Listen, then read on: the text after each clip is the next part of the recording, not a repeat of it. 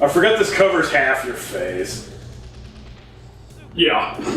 So, but yeah, it's music time once again, if I remember right.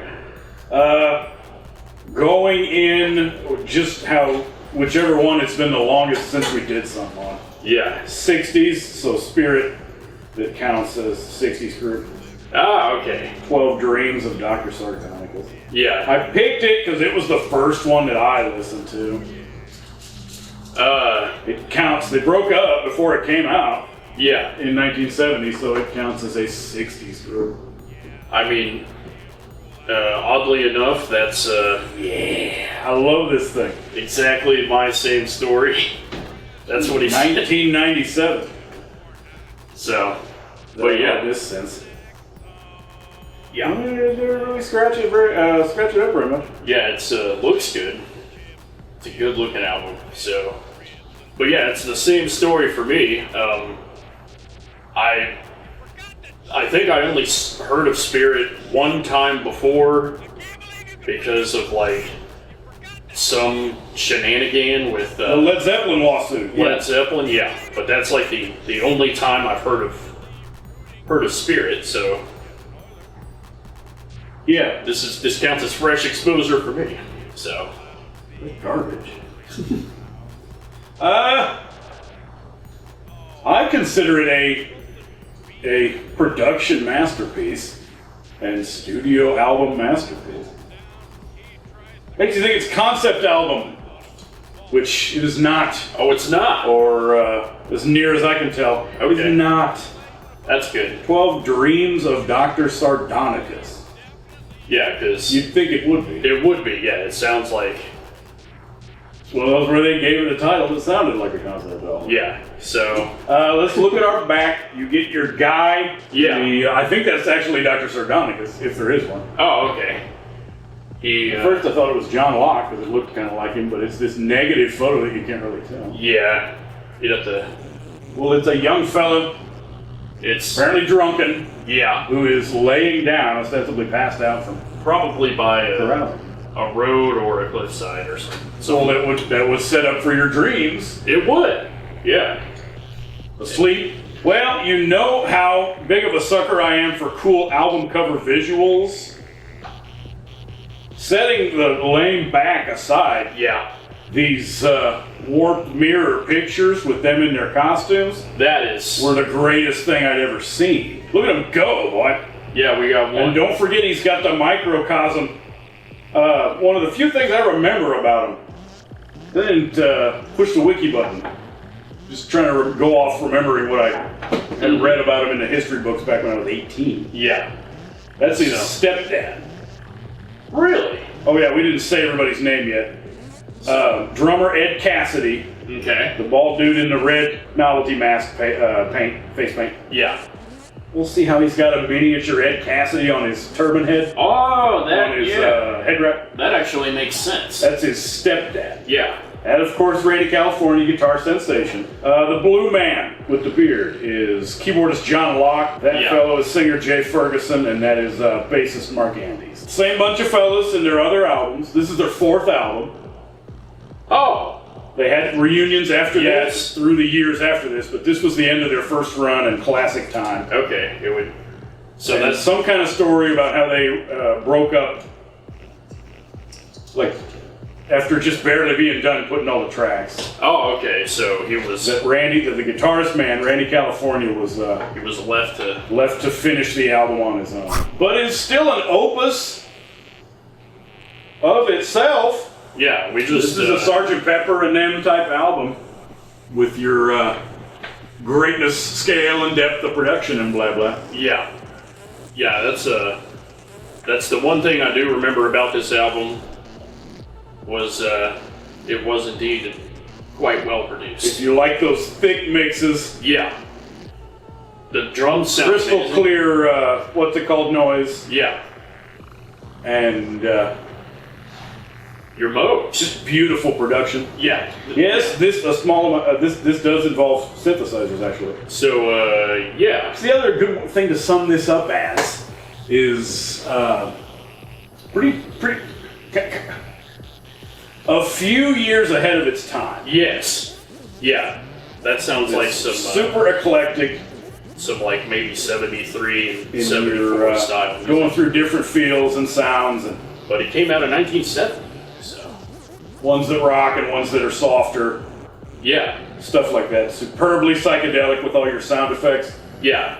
I think Gotta love when they just hand you some awesome sound effects in the mix. upon when I got done listening to it, I think the words like wild came to mind. So we can save that. Yeah, it's extremely eclectic. Yeah. So Bunch of different things. Yeah. So I was trying not to say instruments. yeah. Just A bunch of different sounds from each guy in the band. yeah. So they do you the favor of listing them in a different order in the back than in the front. Oh, classic. Yes. So I wasn't Gotta sure love which when order on the cover it shows to pick.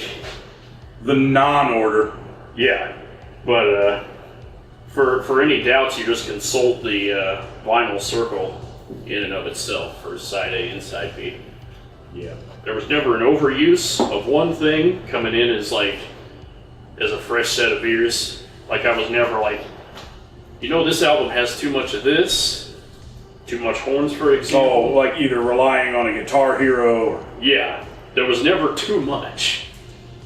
I was going to go ahead and call it big on horns, but that's just because I don't like horns. Yeah. So I'm kind of hard on horns. But the ones in here, we can at least call them well done. yeah, And don't forget the other thing about this group, that they count as one of LA's other bands. Isn't that why you have those dudes right there? Is that why I put the Doors up? Is that why? Because, it is an LA band. I like thinking of those in secondary tier below the Doors of what their other LA's band Yeah, it's LA's band. groups were. Yeah, so, okay, that makes sense. And whenever you listen to enough of these, you'll be able to pick out the difference between San Francisco bands and LA bands. They started out with their name as Spirits Rebellious, lest you think it was lame because of a religious name. They were Spirits Rebellious before, and then shortened it to Spirit. Oh, And they okay. actually formed. I don't know if it was even 66, 67. The first album was like early 68, I think. Man, that means they were cranking out 2 albums a year? One. Oh, wait. Yeah, one that's was right. like late 68. Yeah, that's And, right, okay. Anyway. The other one called Clear. Yeah. Yeah, okay. So, Great recipe to me. yeah. Yeah, it's a, If you can use more 60s music beyond your legendary classics that everybody has already heard, yeah. When it's time to, I guess, then use this. What's on it? What do you actually get? Prelude, Dash, Nothing to Hide. yeah. They started with a prelude. Track with the You Got the World at Your Fingertips. Yeah. That was a pretty, I would call it an interesting way This to key. open up I love that intro. the album. It's pretty Oh awesome. yeah, acoustic guitar, great stuff. Yeah. Because it busts into the actual rockin' song. Yeah, it does. We Got Nothing to Hide. Yeah. Awesome stuff. Great guitar solo. Great use Cool vocals. Yeah. They're on another level. This group, it's not a perfect album, but It's great use when of, Spirit is good, they're fabulous. yeah, it's pretty, yeah. It's very Spirit. It's kind of the same with their other ones, which I shouldn't get into. But, yeah, Nothing to Hide was fantastic. It was a good rocker. When they're awesome, they're completely freaking awesome. Yeah. Nature's Way. Wasn't that the, It's one I'm gonna skip. yeah. It's like a softer You acoustic one. appreciate if you want that kind of feel, it's for you. Yeah. You appreciate the vocals. There's lots of good harmony in there Yeah. with your singing arrangements. Yeah. And Yeah, if you're in the mood for acoustic, it's a good one. And if you want to hear like a touching lyrics. Yeah. Nature's way of telling you something's wrong, something. Yep. Yeah. Animal Zoo, that one's at least fun. Yeah.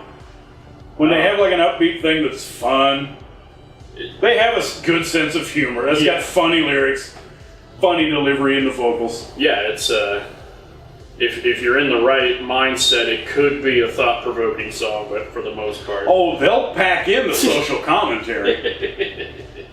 Yeah. I mean, you of course have your usual themes of young man want to sing about love, relationships, psychedelics or partying. Yeah. And social commentary on like Vietnam and oppression, whatever your issues. Yeah, because these would have been written in '69 or '70. Yeah, so it was topical for the time. Society. I've got one Ray Davies song about returning to jungle. Yeah, I remember. Yeah,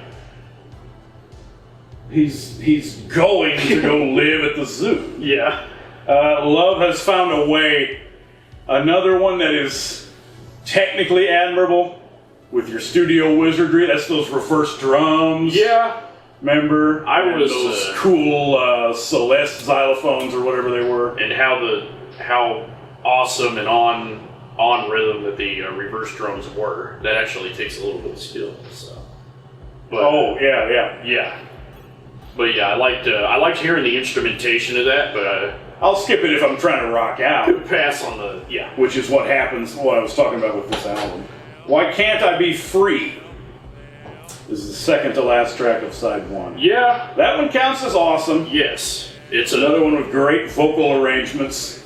And when they sang together, they were great. Yeah. And it counts as a rocker as well, especially if I remember right, more towards the end. They got that. Oh, for you maybe. Lasts forever. I won't call it a rocker. Yeah. But it's awesome. Oh, yeah. And they do stuff where they repeat that same phrase later in the album. Oh, good. It's a different track where one of the lines is "Why can't I be free?" I appreciate stuff like that. Yeah. Yeah, that's. What do they end with? Zoo or Mr. Skin, which is another great rocker. Yeah, it is. That's the beginning of your horn extravaganza, I believe. Yeah. Or a great example of it anyway. Yeah, it's a great use of horns when they're there, and blaring horns. It'll incentivize you to get up off the couch and flip the side B. Oh, Mr. Skin's a great track. Yeah. So he sings in this crazy falsetto. Yeah, for the intro of the song. Yeah, that was really up there. So they're just this side of Lardy. They're a great group with stuff like that. They do crazy stuff. Oh man. Yeah, that's good. It's a daredevil. It's a. I don't know. I want to call it definitively LA, but it's so crazy every time. Even the ones that count as skippers are still admirable. Yeah. Through the wizardry. Yeah, that begins with Space Child. I think so. The Moog one. Yeah. This is the one where it sounds like they got a Moog. It starts off with a synthesizer. Yeah, you don't hear it right away, but they don't keep you waiting. Oh, yeah, we're supposed to be giving songwriting credit. Who was the predominant songwriter or songwriters? Randy did numbers 1 and 2 himself. Animal Zoo was the lead singer. Jay Ferguson. Right. California and Locke, keyboardist. Why Can't I Be Freeze? Randy on his own again, and Mr. Skin was Jay Ferguson by himself again. So mostly the guitarist and the lead singer. A little bit less diplomatic than we're used to. But keyboardist thrown in a little bit. Space Child is keyboardist on his own. Good for him, John Locke. Okay. The blue guy. Yeah. Oh, he's awesome. And this is a neat piano mixed with. Yeah, it is. It does this progression and degenerates into a crazy synthesizer thing. Yeah. Again, it doesn't rock, but you appreciate it. Whenever it kicks in, it's freaking awesome. and a great what's it called? Preset texture, whatever the setting is for the move. It's got the little. It doesn't really count as portamento, but it's got a little. Yeah. The glides. The epic Jay on his own again. Credit is the next. When I Touch You, the long one. Ah, yeah. It's almost 6 minutes long. Yeah. On your side. That one again. Volcanically psychedelic passages. Yeah. Going through, and that was the song with the killer guitar. what do you think of the Thunderstorm? The vibe on there is great. It feels like it's about to freaking crack into a rain storm. Yeah, that was a great song actually. And a riff. Yeah, the riff was amazing. So I say, most of this album they sound a couple years ahead of their time. It's very maybe just blame it on the just chalk it up to the production, but reminds you of like when they say if the Beatles would have stayed together. Yes. Yellow. Yep. Jeff Lynne, Yellow. Yeah, okay. The Move, those little bit later Roy Wood things from like 1970. Yeah. The Move. Where it would have been. It's got that kind of. It's these perfect studio things, but it's also. Yeah, it's tight. You can tell the 60s are over. Yeah. Type thing. Yeah, and another one like that he wrote again, Street Worm. Yeah. Another thing about your alienation and disillusionment with society. Yeah. I remember Street Worm being pretty good too. And your, what's it called? Urban, I don't want to say urban decay, but environment. Urban depiction of, urban. Depiction, yeah. And then Randy writes the next 3, closing the album with stuff he wrote. Life Has Just Begun. That's another one I like. Another one of those that's could be considered filler. Right. That's lyrics anyway, and it's over 3 minutes long. I like it. It's soft, but I like it. Wait. Morning Will Come. Probably my least favorite. Yes. Another one of those rough and tumble, free for all, slip and slide, kind of shake and share, like a horns. Oh, okay. Your horns go crazy again in this one. It kind of had that it had the rough and tumble feel whenever it was. Oh, those horn passages are. He does that great falsetto again. Ew, man. The singer, does that hilarious falsetto again in some of those. Well, the more we can hear that. I don't know. I'll say I appreciate it musically and sonically. Yeah. In the production, but yeah. Oh, and then that's my other favorite song, the last one, Soldier. The other, cool. It's the other slow one. They close it with another slow one, but it's awesome. That's good. It's about the guy going to war. Oh, in your Vietnam. The Vietnam days. When they have a broken up relationship. Oh, okay, yeah. So that because the guy has to go off to the military. That actually makes sense, at least. Yeah, that's one of the greatest outros I've ever heard on an album. Yeah. Superb. Yeah, the outro on this is awesome. And then they close it with the first line of the prelude song at the beginning of the album. For your advanced record players that have A/B repeat, you can press the button and do another one of those loops. Yeah. Like that one Genesis album. Yeah. That's why it doesn't have its own title. It's just called Prelude. Well, that makes sense. Because it counts as a part of the Soldier song. Yeah. Yeah, that all makes sense now. Yeah, that really is a great loop. And that's probably why they shuffled the order on the back. You have the world at your fingertips. No one can make it better than you, I believe is the line. Yeah. And then ends and then has this glow of keyboards and maybe strings or something in there. Okay. Yeah.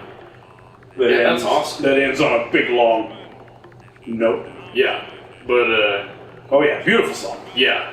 And I thought it's for me, not a producer, engineer, audio man, but for me, just as a rock album fan, Yeah. I would put it up there as a production masterpiece with your Yes. what I was talking about. The Dark Side. Yeah, Sgt. Pepper, Dark Side of the Moon. Yeah. Actually, Two other yeah. production masterpieces of your I would be super clear, super thick mixes. very inclined to agree with that. Yeah, because this is the first time I've heard it for the video. The noises are insane, the Yeah. entire album. Yeah. Randy is super cool because it's flashy, but he doesn't It's not. he doesn't feel the need to jam forever Yeah. or do the note technique showing off. Yeah.